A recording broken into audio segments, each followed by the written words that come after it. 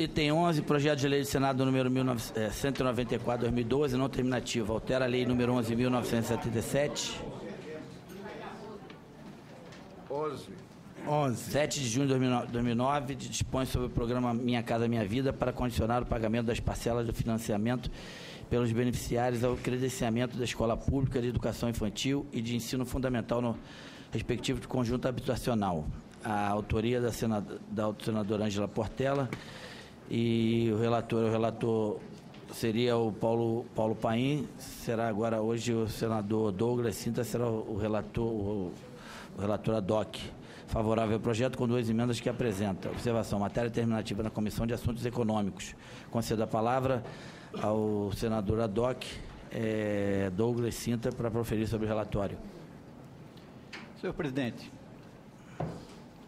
o projeto modifica a lei número 11.977 de 2009, que trata do programa Minha Casa Minha Vida, para condicionar o pagamento das parcelas do financiamento pelos beneficiários à disponibilidade de escola pública de educação infantil e de ensino fundamental no respectivo conjunto habitacional.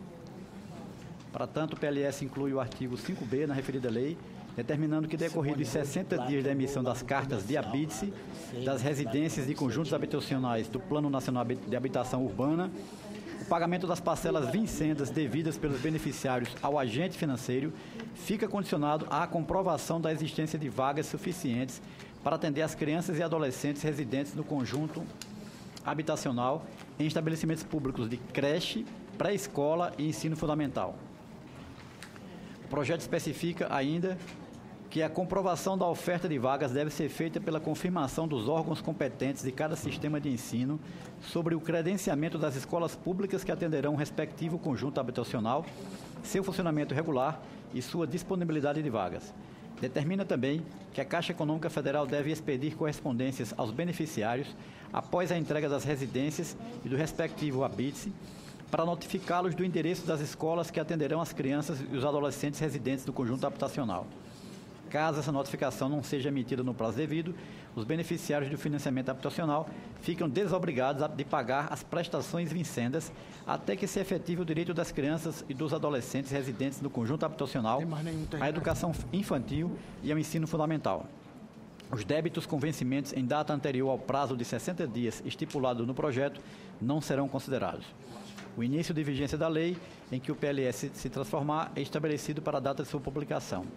Na justificação, a autora identifica o descompasso entre o direito à educação, principalmente em creches, e sem atendimento dos conjuntos habitacionais criados pelo programa Minha Casa Minha Vida. Após a apreciação na Comissão de Educação, deverá ser analisada a decisão terminativa na CAI.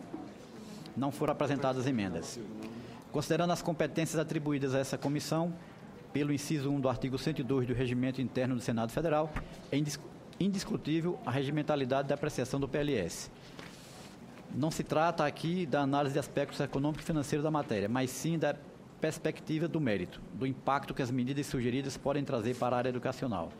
Nesse aspecto, registramos que o senador Luiz Henrique, que nos antecedeu na relatoria, ofereceu reflexões relevantes e sugestões de aperfeiçoamento que retomamos em parte.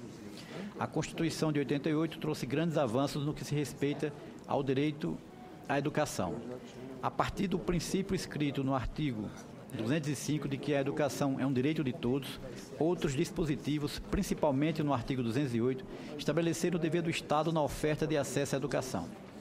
Parte expressiva da população beneficiária do programa Minha Casa Minha Vida encontra-se nas camadas mais carentes da sociedade, exatamente aquelas que são as usuárias diretas dos serviços públicos.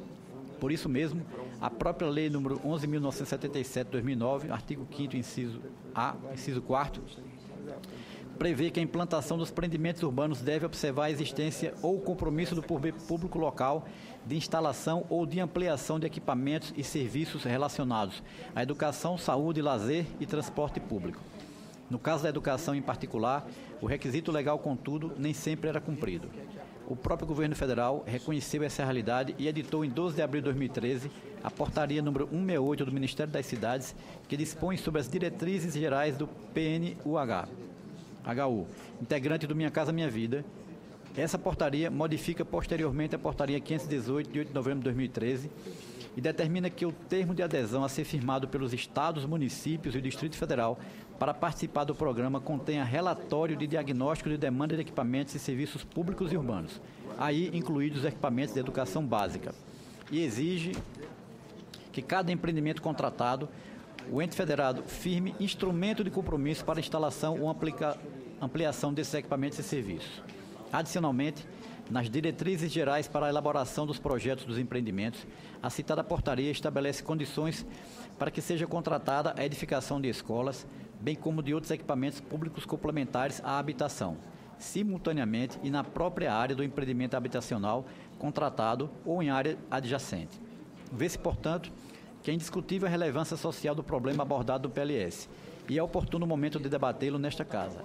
Embora a matéria tenha sido detalhadamente abordada nas portarias 168 de 518 de 2013, supracitadas, são ainda requeridos mecanismos operacionais para garantir o efetivo atendimento do direito à educação das crianças e adolescentes das famílias beneficiárias do programa Minha Casa Minha Vida.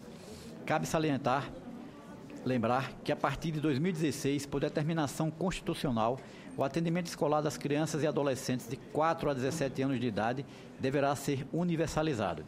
Todos os esforços devem ser empreendidos pelo poder público para cumprir esse desiderato.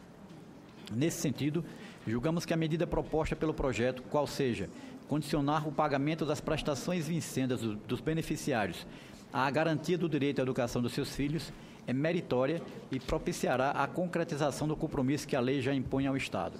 Não obstante, considerando as inovações promovidas pelas mencionadas normas infralegais, julgamos pertinente introduzir pequenos aperfeiçoamentos no PLS 194/2012. Inicialmente, sugerimos ampliar para 120 dias o prazo estipulado para a comprovação da oferta de vagas em estabelecimentos públicos de creche, pré-escola e ensino fundamental para atender as crianças e adolescentes residentes nos conjuntos habitacionais.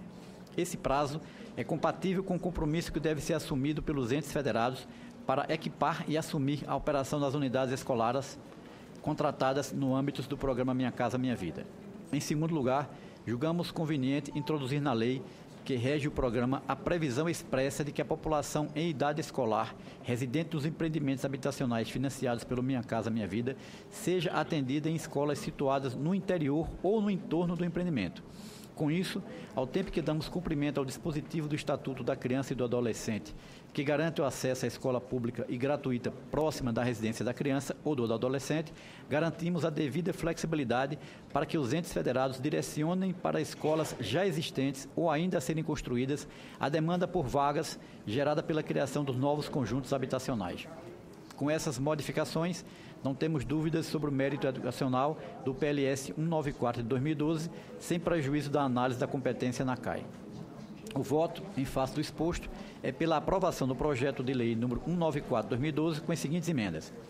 Emenda da Comissão de Educação. Substitua-se no capítulo do artigo 5b, acrescido à lei número 11.977, de 7 de julho de 2009, pelo artigo 1º do projeto de lei do Senado número 194 de 2012, o termo 60 por 120. A outra emenda inclua-se no projeto de lei do Senado número 194 de 2012, o artigo 2º, renumerando-se o atual artigo 2º com o artigo 3º. Artigo 2º, o artigo 5º-A da lei número 11.977, de 7 de julho de 2009, passa a viger, acrescidos do parágrafo único. Parágrafo único. O cumprimento do disposto do inciso 4º do capítulo implica o atendimento escolar das crianças e adolescentes das famílias beneficiárias em estabelecimentos públicos de educação infantil e de ensino fundamental situados no interior ou no entorno dos empreendimentos.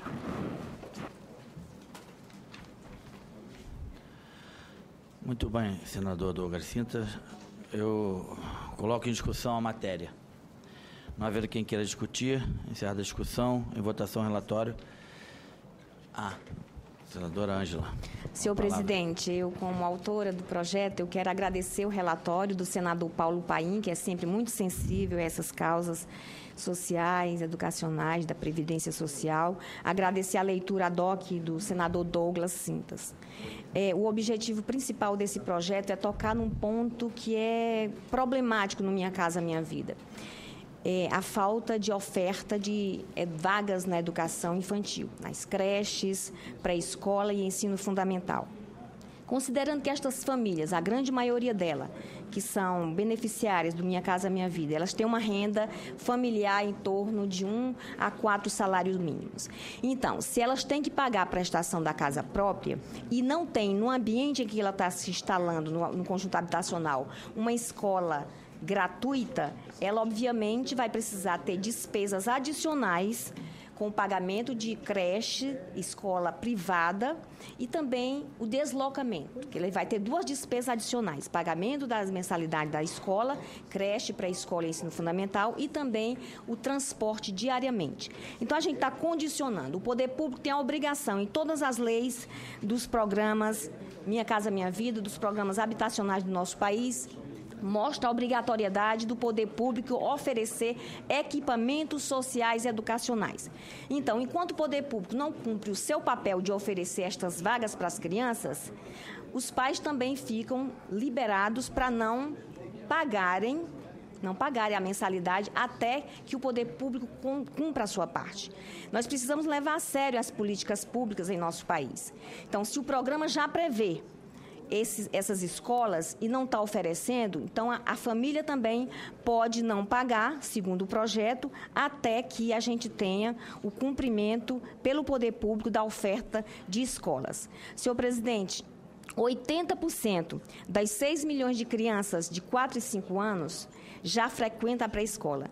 Agora, no caso das creches, apenas 20% das nossas crianças, isso incluindo vagas na escola pública e privada. Então, nós precisamos, sim, implementar, o legislador tem essa obrigação de dar as condições reais para que esses programas atendam melhor essas crianças, as nossas crianças e nossos adolescentes.